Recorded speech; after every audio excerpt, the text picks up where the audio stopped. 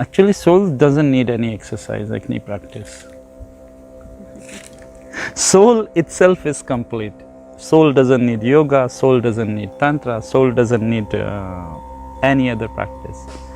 Soul means complete. But when we talk a combination of soul, mind and body with unconscious brain, unconscious mind, then this whole organism which is constructed, which you can call as spirits, or you can call as being, or you can call as humans, yes, of course they need some kind of practices to transform them.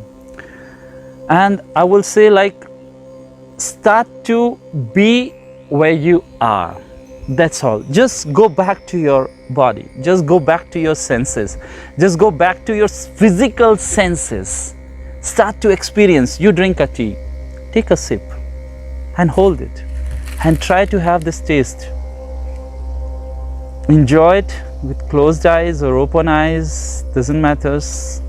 And slowly imbibe it and absorb it in your body. And this whole process becomes tantra. This whole process becomes practice.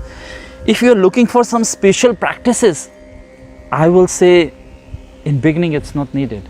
In beginning it's needed to come back to your body. Till you don't find somebody, till you don't find a master, till you don't find a teacher, till you don't find somebody who can introduce you to tantra, I will say go back to your body. Try to practice simple things. You are dancing. You just dance and forget about the time and space and everything. Then the whole process is tantra. So anywhere where you can forget about the time, where you can forget about the people, where you can forget about the space, that whole process is helping you to enter into the field of tantra. It's really amazing. It's really amazing.